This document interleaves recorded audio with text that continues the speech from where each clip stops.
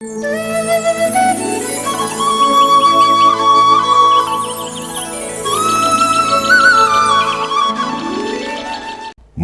மழையில் நனைய மனமகிழ்வோடு உங்களை வரவேற்கிறோம். தரித்திரருக்கு சுவிசேஷம், திருச்சபைக்கு சத்தியம், இந்த இரண்டையும் இரண்டர கலந்து உங்களுக்கு வழங்குவதிலே மிகுந்த மகிழ்ச்சி அடைகிறேன். உங்கள் காதுகளை கடன் கொடுங்கள், கருத்தாக நீங்கள் கவனியுங்கள். செய்திக்கு பிறகு உங்களுடைய ஜெப குறிப்புகளை எங்களுக்கு தெரியப்படுத்துங்கள். திருமறை சார்ந்த ஆலோசனைகள் உங்களுக்கு தேவை என்றால் எங்களுக்கு அவற்றையும் நீங்கள் தெரியப்படுத்துங்கள். கருகலான திருமறை பகுதிகளுக்கு உங்களுக்கு விளக்கங்கள் வேண்டுமென்றாலும் நீங்கள் எங்களுக்கு எழுதலாம். கீழ்கண்ட மின்னஞ்சல் முகவரி, தொலைபேசி எண்கள், அவற்றின் மூலமாக நீங்கள் எங்களை எப்பொழுதும் தொடர்பு கொள்ளலாம். ஆண்டவர் உங்களை ஆசீர்வதிப்பாராக. ஆமென். மன்னா மழையில் நனைய மகிழ்வோடு உங்களை வரவேற்கிறேன். கடந்த தடவை நாம் சந்தித்த பொழுது நாகமானின் அடிமைப்பெண் என்ற ஒரு சிறுமியை குறித்து நாம் சிந்தித்தோம். அந்த சிறுமியை குறித்தே நாம் தொடர்பாக பார்க்க போகிறோம் இன்றைக்கும். அந்த பகுதியை நான் முதலாவதாக வாசித்து விடுகிறேன். உங்களுடைய கையில் வேத புத்தகத்தை எடுத்துக்கொள்ளுங்கள், மடியில் வைத்துக்கொள்ளுங்கள். நான் வாசிக்கும் போது நீங்கள் வேதத்தை பாருங்கள். 2 ராஜாக்கள் 5ஆம் அதிகாரம். 2 ராஜாக்கள் 5ஆம் அதிகாரத்தில் முதல் 4 வசனங்களை வாசிக்கிறேன். நீங்கள் என்னை பார்ப்பது மட்டுமல்ல, உங்களுடைய வேதத்தையும் பாருங்கள். சரியா? 2 ராஜாக்கள் 5ஆம் அதிகாரம் 1ஆம் வசனம் முதல். சீரிய ராஜாவின் படைத்தலைவனாகிய நாகமான் என்பவன் தன் ஆண்டவனிடத்தில் பெரிய மனுஷனும் எண்ணிக்கை உள்ளவனுமாய் இருந்தான். அவனை கொண்டு கர்த்தர் சீரியாவுக்கு ரட்சிப்பை கட்டளையிட்டார். மகா பராக்கிரமசாலியாகி அவனோ குஷ்டரோகியாய் இருந்தான். சீரியாவிலிருந்து தண்டுகள் புறப்பட்டு இஸ்ரவேல் தேசத்திலிருந்து ஒரு சிறு பெண்ணை சிறைபிடித்து கொண்டு வந்திருந்தார்கள். அவள் நாகமானின் மனைவிக்கு பணிவிடை செய்து கொண்டிருந்தாள். அவள் தன் நாச்சியாரை பார்த்து, என் ஆண்டவன் சமாரியாவில் இருக்கிற தீர்க்கதரிசியினிடத்தில் போவாரானால் நலமாயிருக்கும், அவர் இவருடைய குஷ்டரோகத்தை நீக்கி விடுவார் என்றாள். அப்பொழுது அவன் போய், இஸ்ரவேல் தேசத்து பெண் என்ன பிரகாரமாய் சொல்லுகிறாள் என்று தன் ஆண்டவனிடத்தில் அறிவித்தாள் என்று சொல்லி நாம் வாசிக்கிறோம்.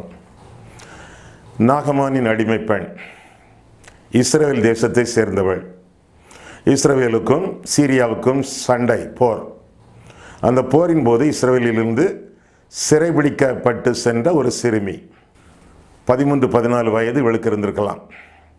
அந்த சிறுமியினிடமிருந்து நாம் கற்றுக்கொள்ள வேண்டிய சீரிய பாடங்கள் உண்டு. அவருடைய வாழ்க்கை வருங்காலம் இருள்மயமானது. ஏனென்றால் இனி வாழ்க்கையே இல்லை. தான் காலம் முழுவதும் சீரியாவிலேயே கழிக்க வேண்டும். அதுவும் ஒரு குஷ்டரோகிக்கு அடிமையாக இருந்து பணிவிடை செய்ய வேண்டும். அருவருப்பான ஒரு வாழ்க்கை, பயங்கரமான ஒரு வாழ்க்கை, எதிர்காலமே இருள்மயமான ஒரு வாழ்க்கை. அந்த சூழ்நிலையிலே அந்த பெண் என்ன கற்றிருந்தாலோ தெரியாது. இஸ்ரவேலிலே தன் கற்ற முக்கியமான ஒரு பாடத்தை தன்னுடைய வாழ்க்கையிலே அவள் கடைபிடிக்கிறாள். முதலாவதாக இவள் சத்துருவை சிநேகித்தவள். நாகமான் அவளுடைய ஜென்ம சத்துரு, வாழ்க்கை பாழாக்கினவன். வருங்காலமே அவளுக்கு இல்லை.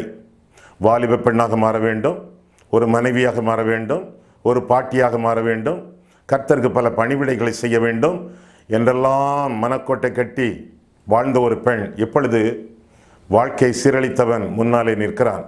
நாகமான் அவனை எப்படி பழிவாங்கலாம், எப்படி அவமானப்படுத்தலாம், எப்படி கொலை செய்யலாம் என்றெல்லாம் திட்டமிடாமல் அவன் சுகம் பெற வேண்டும் என்று கருதி அவனுக்காக பரிந்துரை செய்வதாக பார்க்கிறோம். நாகமான் தன் அடிமை பெண் மூலமாக சுகம் பெற்ற வரலாறு தான் இப்பொழுது நாம் வாசிக்க கேட்ட பகுதி. தொடர்ந்து நீங்கள் வாசிக்கலாம். இந்த அடிமை பெண் தன் நாச்சியாரிடத்திலே, நாச்சியார்னா எஜமானி, எஜமானியினிடத்திலே போய், என் எஜமான் சமாரியாவில் இருக்கிற தீர்க்கதரிசியினிடத்திலே போவாரானால் சுகம் கிடைக்கும் என்று சொன்னாள்.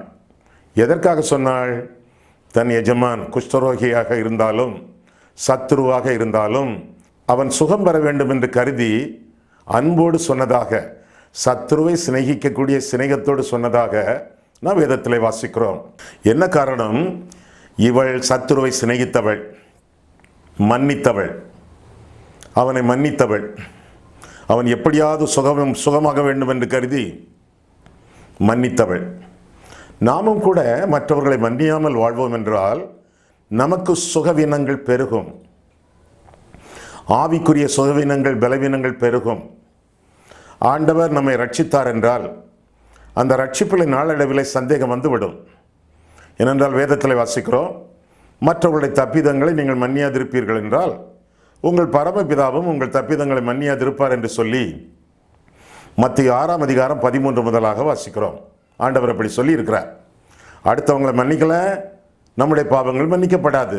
எனவே ஆவிக்குரிய சுகத்தோடு ரட்சிப்பின் நிச்சயத்தோடு இந்த உலகத்தில் வாழ வேண்டும் என்றால் மற்றவர்களை மன்னித்தே ஆக வேண்டும். அது மட்டுமல்ல, சரீர சுகம்.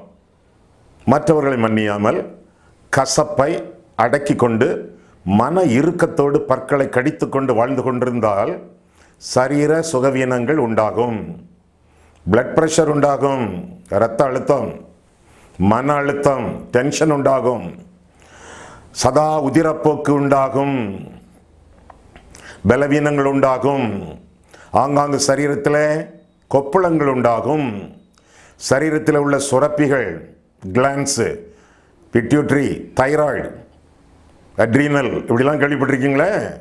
இந்த சுரப்பிகளெல்லாம் அதிகமான ஹார்மோன்கள், அதிகமான சுரப்பி நீர்களை சுரக்கும் பொழுது முகத்திலே உடம்பில் ஆங்காங்கு வீக்கங்கள் உண்டாகும், ஒற்றை தலை வலி உண்டாகும், சரீரத்தில் அதிக கேடுபாடுகள் உண்டாகும். எப்போ? மன்னியாமல் இருந்தால். அது மட்டுமல்ல, மனவியாதிகள் உண்டாகும். ஆன்மீக வியாதிகள், சரீர வியாதிகள், மனநோய்களும் உண்டாகும். ஸ்கிசோஃப்ரேனியா, மெகலமேனியா, சைக்கோசிஸ், நியூரோசிஸ், இப்படிலாம் சொல்கிறாங்களே, கேள்விப்பட்டிருக்கீங்களா? இந்த மாதிரிப்பட்ட மனநோய்கள் உண்டாகும். கொஞ்ச நாளில் நமக்கு நாமே பேசிக்கொண்டு வாழ்ந்து கொண்டிருப்போம். பித்தம் பிடித்தது போல காணப்படும், பைத்தியம் போல காணப்படுவோம், ஒன்று சொல்வதற்கு இன்னொன்று சொல்லிக் கொண்டிருப்போம். இதெல்லாம் தேவையா? நம்ம ஆரோக்கியத்தோடு வாழ வேண்டும் என்பது ஆண்டவருடைய சித்தம். ஆரோக்கியத்தோடு நாம் வாழ வேண்டும் என்றால் அடுத்தவர்களை அனுதினமும் மன்னித்து வாழ வேண்டியது நம்முடைய கடமையாகும். சில ஆண்டுகளுக்கு முன்பாக நான் போதகராக பணியாற்றி கொண்டிருந்த சபையிலே ஒரு சகோதரி ஆலோசனைக்கு வந்தார்கள். என்னுடைய சபையை சேர்ந்தவர்கள் அல்ல, வேறொரு சபையை சேர்ந்தவர். அவர் ஆலோசனைக்கு வந்தார். அந்த சகோதரியுடைய கழுத்து எப்பொழுதும் ஆடிக்கொண்டே இருந்தது. அந்த கழுத்து எப்படி ஆடும் தெரியுமா? இப்படியே ஆடிக்கொண்டிருந்தது. எதிலுமே அவர்களால் கான்சன்ட்ரேட் பண்ண முடியவில்லை, எதையும் சரியாக அவர்களால் பார்க்க முடியவில்லை. வேதம் வாசித்து பல வருஷங்களாகிவிட்டன, கழுத்து அப்படியே ஆடிக்கொண்டிருக்கிறது. 7-8 வருஷமாக வந்தாங்க. ஐயா, என் கழுத்து இப்படி ஆடிக்கொண்டிருக்கிறது, எனக்கு இது ரொம்ப அவமானமாக இருக்கிறது, கேவலமாக இருக்கிறது. எந்த கூட்டத்துக்கும் என்னால் போக முடியவில்லை, கல்யாண வீட்டுக்கு கூட என்னால் போக முடியவில்லை, நல்ல நல்ல சந்தர்ப்பங்களிலே வைபவங்களிலே என்னால் கலந்து கொள்ள முடியவில்லை. இது எனக்கு ரொம்ப வெட்கமாக இருக்குதுயா. இந்த நோய் தீர்வதற்கு நான் என்ன செய்யணும்னு கேட்டாங்க. அப்போ நான் சொன்னேன், நீங்கள் டாக்டர்களை பார்த்தீங்களா? மருத்துவ நிபுணர்கள் இருக்காங்களே, நரம்பு தளர்ச்சிக்கு ட்ரீட்மெண்ட் கொடுக்கக்கூடியவங்களாம் இருக்காங்களே, இவங்களெல்லாம் போய் பார்த்தீங்களான்னு கேட்டேன். ஐயா, நான் பார்க்காத டாக்டர் இல்லையா, இதுவரை நான் ஒரு 20 பேரையா நான் பார்த்துருப்பேன், சுகம் கிடைக்கலையா, எனக்கு என்னமோ ஆயிட்டுதுயா அப்படின்னு சொன்னாங்க. அப்போ யோசித்து மனசுக்குள்ளேயே ஒரு ஜெபம் பண்ணிவிட்டு அவங்ககிட்ட கேட்டேன், நீங்கள் எல்லாரையும் மன்னிச்சிட்டீங்களா அப்படின்னு கேட்டேன். ஆமாம், மன்னிச்சிட்டேன், இதில் என்ன இருக்குது அப்படின்னு கேட்டாங்க. இல்லை, முக்கியமான காரியம் இருக்குது, நீங்கள் எல்லாத்தையும் மன்னிச்சிட்டீங்களா அப்படின்னு கேட்டேன். மன்னிச்சிட்டேன் ஐயா, நான் யாருக்கும் எந்த வெறுப்பான காரியங்களையோ தப்பான காரியங்களையோ நான் பண்ணுறதில்ல, யாரும் என்கிட்ட அனாவசியமாக விளையாடவும் மாட்டாங்க, நான் வாழ்க்கையில் நல்லா தான் போய்கிட்டு இருக்கேன். ஆனால் இந்த ஆட்டம் தான், அந்த கழுத்து ஆட்டம் தான் என்னால் நிப்பாட்ட முடியல அப்படின்னு சொன்னாங்க. திரும்பவும் சகோதரி, நான் உங்கள்கிட்ட கேட்கேன், உங்கள் பிள்ளைகளை நீங்கள் மன்னிச்சிட்டீங்களான்னு கேட்டேன். நல்ல பிள்ளைகளையா, மன்னிக்கிறதுக்கு என்ன இருக்குது, அன்பு பிள்ளைகளையா அப்படின்னு சொன்னாங்க. உங்கள் அம்மா அப்பாவை நீங்கள் மன்னிச்சிட்டீங்களான்னு கேட்டேன். அவங்க எனக்கு விரோதமாக ஒரு தப்பு பண்ணலையே அப்படின்னு சொன்னாங்க. உங்கள் மாமனார் மாமியாரை மன்னிச்சிட்டீங்களான்னு கேட்டேன். அவங்களும் நல்ல ஆட்கள்யா, அம்மா அப்பா மாதிரி, மன்னிச்சிட்டையா. அங்கங்கே சில சமயம் அவங்க கோவப்பட்டாலும் எரிச்சல் பட்டாலும் அதை பண்ணி இதை பண்ணி சொன்னாலும் உடனே அன்றைக்கி நைட்டில் என்னை மன்னிச்சிருவையா அப்படின்னு சொன்னாங்க. உங்கள் கணவரை நீங்கள் மன்னிச்சிட்டீங்களா அப்படின்னு கேட்டேன். கொஞ்சம் யோசித்தாங்க, கொஞ்சம் குனிஞ்சாங்க. உங்கள் கணவரை நீங்கள் மன்னிச்சிட்டீங்களா அப்படின்னு கேட்டேன். ஐயா அந்த ஆள் ஒரு தண்ணி வண்டி ஐயா அப்படின்னு சொன்னாங்க. அமைதியாக கேட்டுக்கிட்டு இருந்தேன். ரொம்ப மோசமான ஆள் ஐயா அப்படின்னு சொன்னாங்க. அமைதியாக கேட்டுக்கிட்டு இருந்தேன். எப்போ வந்தாலும் அடிப்பார் ஐயா, நைட்டில் 1 மணிக்கு குடிச்சிட்டு வந்து திறக்கட்ட கதவை உடைச்சிருவார் ஐயா அப்படின்னு சொன்னாங்க. அவரை மன்னிச்சிட்டீங்களா அப்படின்னு கேட்டேன். எத்தனை தடவை ஐயா மன்னிக்க அப்படின்னு சொன்னாங்க. இல்லை மன்னிச்சிட்டீங்களா நீ திரும்பவும் கேட்டேன். இந்த ஆளை மன்னிச்சு என்னையா பிரயோஜனம் அப்படின்னு கேட்டாங்க. மன்னிச்சிட்டீங்களா அப்படின்னு கேட்டேன். மன்னிக்கிறதுக்கு சிலச்சமே மன்னிக்கிறேன்யா, சிலச்சமே எனக்கு அந்த கோபம் இருக்குய்யா. உங்ககிட்ட சொல்கிறதுக்கு என்ன உண்மை இல்லையா, கசப்பு இருக்குயா அந்த ஆள் மேலே. இந்த ஆள் கூட வாழ்கிறத விட ஒரு கழுதை கூட வாழலையா அப்படின்னு சொன்னாங்க. அவங்கள மன்னிச்சிட்டீங்களா அப்படின்னு கேட்டேன். இல்லையா அப்படின்னு சொன்னாங்க. நீங்கள் மன்னிக்கணும் அப்படின்னு சொன்னேன். அது எப்படியா முடியும் அப்படின்னாங்க. ஆண்டவராக இயேசு கிறிஸ்து உங்களுடைய பாவங்களை மன்னிச்சாரான்னு கேட்டேன். ஆமான்னாங்க. உங்களுடைய முற்கால, உங்களுடைய தற்கால, உங்களுடைய பிற்கால முழு பாவங்களையும் சகல பாவங்களையும் ஆண்டவர் மன்னிச்சு உங்களை கழுவி சுத்திகரிச்சாரான்னு கேட்டேன். ஆமாம் ஐயா அப்படின்னு சொன்னாங்க. அப்போ கிறிஸ்து உங்களுக்கு மன்னித்தது போல நீங்கள் உங்கள் கணவருக்கு மன்னிக்கணுமேன்னு சொன்னேன். சரியா உங்களுக்காக மன்னிக்கையா அப்படின்னு சொன்னாங்க. ஆஹா எனக்காக மன்னிக்கண்டா, உங்களுக்காக மன்னிங்க. உங்கள் கழுத்து ஆட்டத்துக்கு காரணமே நீங்கள் அவரை மன்னியாமல் இருக்கிறது தான் அப்படின்னு சொன்னேன். அப்படியா ஐயா அப்படின்னு சொன்னாங்க. ஆமாம் உங்கள் கணவரை நீங்கள் மன்னிக்கணும் அப்படின்னு சொன்னேன். ஐயா நான் மன்னிக்கிறேன் ஐயா அப்படின்னு சொன்னாங்க. உங்கள் கணவர் பேர் என்னன்னு கேட்டேன். பேரை சொன்னாங்க. ஒரு பேப்பரில் எழுதினேன், ஒரு பேப்பர் எடுத்து எழுதினேன். என் கணவராகிய திரு டேஷ் அவருடைய பேரை எழுதி, இன்று முதல் நான் மன்னிக்கிறேன், என்றும் மன்னிப்பேன், அவரோடு கிறிஸ்துவ அன்போடு நான் வாழ்வேன் அப்படின்னு எழுதி இதில் கையெழுத்து போடுங்க அப்படின்னு சொன்னேன். கொஞ்சம் யோசிக்கலை, கையெழுத்து உடனே போட்டாங்க. இதை 2 தடவை எனக்கு முன்பாக வாசிங்க அப்படின்னு சொன்னேன். லேசாக சிரிச்சுக்கிட்டு சொன்னாங்க. எதுக்காக 2 முறைன்னு கேட்டாங்க. ஒன்று இயேசு முன்னால் வாசிங்க, இன்னொன்று ஏன் முன்னால் வாசிங்க, நாங்கள் 2 பேரும் தனித்தனியாக கேட்க விரும்புகிறோன்னு சொன்னேன். சந்தோஷமாக வாசித்தாங்க. 2 தடவை வாசித்தாங்க. மன்னிச்சிங்களா என்று கேட்டேன். ஆமாய்யா மன்னிச்சிட்டையா, மனசுக்கு சமாதானமாக வருதுயா, கொஞ்சம் கொஞ்சம் சமாதானம் வருது அப்படின்னு சொன்னாங்க. சரி இப்போ கொஞ்சம் கழுத்து ஆட்டுங்களேன் அப்படின்னு சொன்னேன். ஏன் கழுத்து ஆடலையா? ஆடலையா? ஆடலை, கொஞ்சம் ஆட்டுங்களேன் அப்படின்னு சொன்னேன். நின்று போச்சு அப்படின்னு சொன்னாங்க. நீங்கள் மன்னிச்சதுனால உங்கள் கழுத்தாட்ட நின்று போச்சு. இனி சுகத்தோடும் பலத்தோடும் ஆரோக்கியத்தோடு நீங்கள் வாழ்வீங்க. மன்னிக்கும் பண்பை, மன்னிக்கும் மாண்பை உங்களுடைய இருதயத்தில் நீங்கள் தரித்து கொண்டு மனப்பூர்வமான சமாதானத்தோடு, பூரணமான சமாதானத்தோடு நீங்கள் வாழ ஆண்டவர் உங்களை அழைக்கிறார் என்று சொல்லி அவர்களுக்கு ஜெபித்து அனுப்பினேன். பலவிதமாக இன்றைக்கு மன்னிக்கிறார்கள். ஆண்டவர் மன்னித்தது போல சரியா யாரும் மன்னிக்கிறதில்ல. சிலர் தண்டனை கொடுத்து மன்னிக்கிறாங்க. யோசேப்பு ஒரு கனி தரும் செடின்னு சொல்கிறோமே, தண்டனை கொடுத்து தண்ணி காட்டி மன்னிக்கிறாங்க. அந்த கப் எடுத்து சாக்கில் போடுவான், ஒருத்தனை அரெஸ்ட் பண்ணி உள்ள வைப்பான், தண்ணி காட்டுவான். அப்படி தண்டனை கொடுத்து மன்னிக்கக்கூடியவர்கள் உண்டு. இது ஒரு விதமான மன்னிப்பு. இன்னும் சிலர் தண்டனைக்கு பயந்து மன்னிப்பாங்க. அந்த ஆளை நான் மன்னிக்கட்டா, ஆண்டவர் என்னைய மன்னிக்க மாட்டாரே, நான் ஆண்டவர் மன்னிக்காட்டா நான் ரட்சிக்கப்பட மாட்டேனே, நான் இப்போ நரகத்துக்கு தானே போவேன், அதனால் தண்டனைக்கு பயந்து மன்னிப்பாங்க. இப்படி தான் ஒரு பெரியவரை விசிட் பண்ணதுக்கு ஹாஸ்பிட்டலுக்கு போனேன்.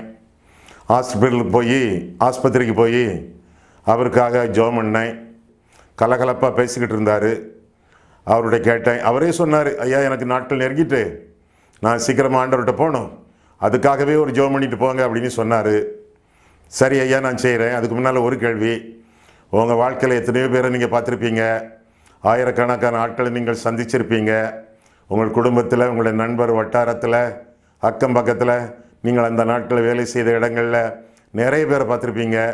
எல்லாரையும் நீங்கள் மன்னிச்சிட்டீங்களா ஐயான்னு கேட்டேன். ஆமாய்யா எல்லாரையும் மன்னிச்சிட்டேன் ஐயா அப்படின்னு சொல்கிறவர் திடீர்னு நிறுத்தி சொன்னார், ஒரு பயலை நான் மன்னிக்கலையா அப்படின்னு சொன்னார். எதுக்கு அப்படின்னு கேட்டேன். ஐயா அவன் சின்ன பையன் ஐயா, அவனுக்கு ஒரு 40 வயசா இருக்கும். நான் எவ்வளோ பெரிய ஆள், 83 வயசு எனக்கு. ஏசிப்பிட்டான் ஐயா, கட்டவாரத்தை போட்டு ஏசிப்பிட்டான் ஐயா. அந்த பையன் தான் அடிக்கடி என் மனசில் முன்னால் வந்து நிற்கான் ஐயா. அவன் ஒருத்தனை தான் என்னால் மன்னிக்க முடியல, அவனை கண்டாலேயே எனக்கு கோபம் பொத்துக்கிட்டு வருது ஐயா அப்படின்னு சொன்னார். ஐயா, பரலோகத்தின் படிக்கட்டுகளில் நீங்கள் நின்றுக்கிட்டு இருக்கீங்க. அந்த ஆளை மன்னிச்சிருங்க. எதுக்கு அந்த ஆளை மன்னிக்காமல் போகிறீங்க? ஆண்டவருடைய சமூகத்தில் போகும்போது அவனை நீ ஏன் மன்னிக்கலை அப்படின்னு ஆண்டவர் கேட்பாரு. இன்னைக்கு நானும் நீங்களும் பேசிக்கிட்டு இருக்கோம். இந்த பேச்சு ஆண்டவர் வீடியோ ரெக்கார்ட் பண்ணியிருக்காரு. இதெல்லாம் ஆண்டவர் உங்கள்கிட்ட போட்டு காட்டுவார். மன்னிச்சிருங்க ஐயா அப்படின்னு சொன்னேன். அதுக்கு அவர் சொன்னார், சரி அந்த பையன் இங்கே வந்தால் பார்க்கலாம் அப்படின்னு சொன்னார். இல்லையா, நானே கூட்டிகிட்டு வரேன், நீங்கள் விஷயத்தை சொல்லுங்கள், யாருன்னு சொல்லுங்கள், நானே கூட்டிகிட்டு வரேன் அப்படின்னு சொன்னேன். அவர் விஷயத்தை சொன்னார், அந்த நபர் பேரை சொன்னார், அவர் எங்கே இருக்காருன்னு சொன்னார். நான் அந்த ஆளை கூட்டிகிட்டு வந்தேன். 42 வயசு ஆள், வாட்ட சாட்டம். அவர்கிட்ட என்ன சொல்லணும்னு சொல்லி அவரை ஆயத்தப்படுத்தி கூட்டிகிட்டு வந்தேன். கூட்டிகிட்டு வந்து இந்த 5000 கூடிய படுக்கை ரூம் அதில் அவரை அனுப்பிட்டு நான் வெளியே நின்றுக்கிட்டேன். இந்த ஆள் அந்த பெரிய ஐயா கிட்ட போய் நின்னார். அப்போ பெரிய ஆள் இவரை பார்த்து சொன்னார், ஏய் உன்னை மன்னிச்சிட்டப்பா போ அப்படின்னு சொன்னார். அதையும் கொஞ்சம் கோபத்தோட தான் சொன்னார். கவலைப்படாத மன்னிச்சிட்டேன் அப்படின்னு சொன்னார். ரொம்ப நன்றி ஐயா அப்படின்னு சொல்லி அந்த 42 வயசு சந்தோஷத்தோடு திரும்பி போனார். திரும்ப பெரியவர் அந்த கட்டில் கிடந்து சொன்னார், ஏ நில்லு அப்படின்னு சொன்னார். அந்த ஆள் நின்னார். இந்த பாரு, நான் சாக போகிறேன், அதனால் உன்னை மன்னிக்க, நான் பிழைச்சி எழும்பி இந்த கட்டில் விட்டு எழும்பி நான் என் வீட்டுக்கு போனால் இந்த மன்னிப்பு செல்லாது அப்படின்னு சொல்லிட்டார். இப்படி சிலர் மன்னிக்கிறாங்க. எதுக்கு மன்னிக்கிறாங்க? தங்களுக்கு தண்டனை வருமோன்னு சொல்லி டெம்பரரியாக, தற்காலிகமாக அவங்க மன்னிக்கிறாங்க. உண்மையாக அவங்க மன்னிக்கிறதே இல்லை. என்ன சிலர் தூண்டி விட்டு மன்னிக்கிறாங்க. எப்படி? தாங்கள் மன்னிச்சிட்டதா காட்டிக்கிட்டு மற்றவங்களை தூண்டி விட்டுறாங்க. யார் அப்படி மன்னிச்சது? தாவீது. தாவீது எப்படி தூண்டி விட்டு மன்னித்தவன்? சிமேயி அப்படின்னு ஒரு மனுஷன் இருந்தான். அவன் வனாந்தரத்தில் தாவீது வழிநடந்து சென்று கொண்டிருக்கும் பொழுது தாவீதை தூஷித்தான், கற்களை மண்ணை வாரி இறைத்து அவன் வம்புக்கு இழுத்தான். தாவீது அவனை மன்னித்தான் அப்படின்னு சொல்லி வேதத்தில் அறிகிறோம். ஆனால் தாவீது வளர்ந்து பெருசாகி திரும்ப ராஜ்யபாரத்துக்கு வந்து வயதான காலத்திலே படுக்கையின் வேளையிலே தன்னுடைய மகன் சாலமோனை தூண்டி விட்டான். என்ன சொன்னான் தெரியுமா சாலமோன்கிட்ட? டேய், சிமேயின்னு ஒருத்தன் இருக்கானே, சவுலுக்கு சொந்தக்காரன், பென்யமீன் கோத்திரத்தான், அவனை நான் மன்னிச்சிட்டேன், நீ மன்னிக்காத என்று சொல்லி தூண்டிவிட்டு செத்தான்னு சொல்லி வேதத்தில் வாசிக்கிறோம். தாவீதின் குமாரனாக இயேசு கிறிஸ்து கடைசியாக சொன்ன வார்த்தை என்ன? பிதாவை இவர்களுக்கு மன்னியும். ஆனால் தாவீது கடைசியாக சொன்ன வார்த்தை என்ன? நான் மன்னிச்சிட்டேன், நீ விட்டுறாத, வெட்டிரு என்று சொன்னதாக கடைசியாக பழிவாங்கும் சொற்களை சொல்லி தாவீது செத்து போனதாக நாம் வேதத்தில் வாசிக்கிறோம்.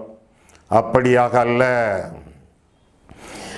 தண்டனையோடு மன்னிப்பு அல்ல, தற்காலிகமான மன்னிப்பும் அல்ல, தண்டனைக்கு பயந்த மன்னிப்பும் அல்ல, தண்ணி காட்டி மன்னிக்கக்கூடிய மன்னிப்பும் அல்ல, தூண்டிவிட்டு மன்னிப்பதும் அல்ல, தியாகத்தோடு மன்னிப்பது. மன்னிப்பு கேட்டாலும் சரி, மன்னிப்பு கேட்காட்டாலும் சரி, தியாகத்தோடு மன்னிப்பது. நாம் பாவிகளாயிருக்கையில் கிறிஸ்து நமக்காக மரித்தார்.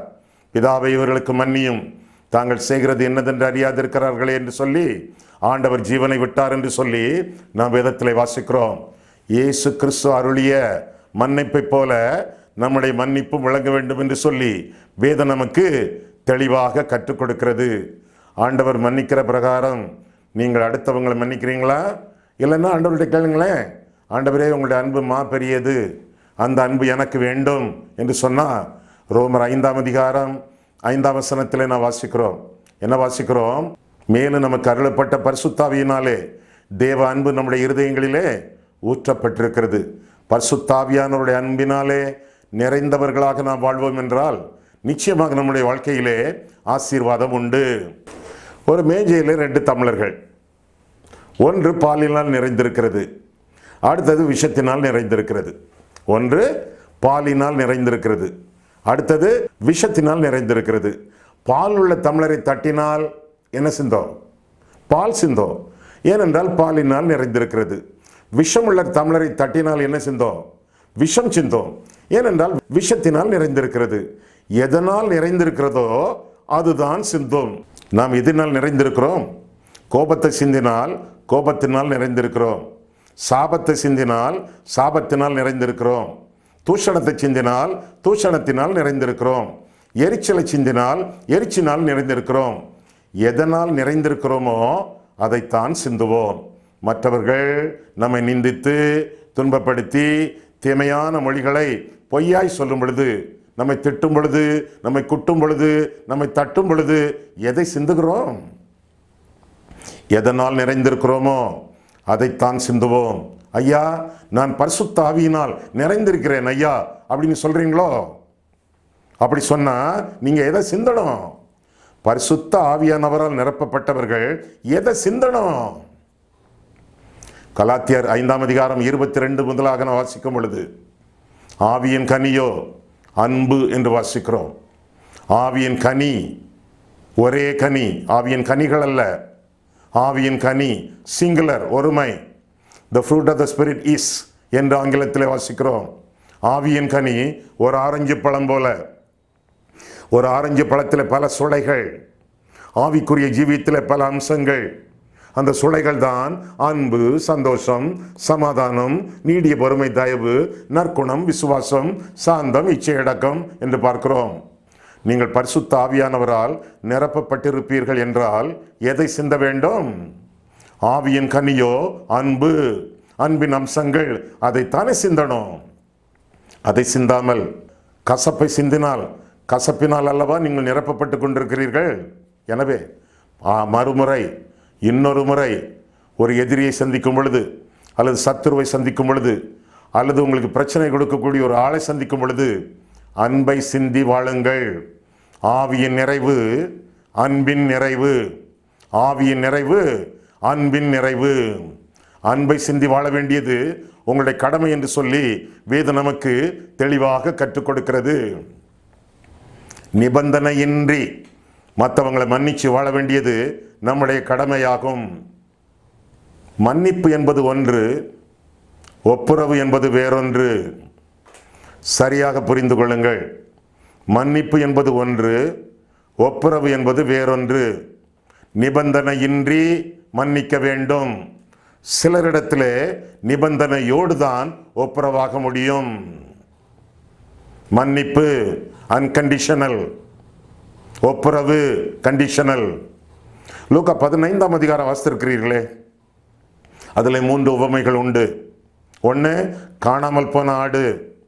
ஆட்டுக்கு அறிவில்லை, சரியான புத்தி இல்லை, காணாமல் போய்விட்டது, யோசித்து செயல்பட அதனால் முடியாது. எனவே ஆட்டை மேய்க்கக்கூடிய மேய்ப்பன் அதை தேடி சென்றான்.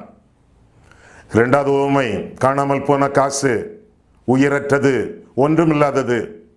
அந்த ஸ்திரீ அந்த காசை தேடி சென்றாள்.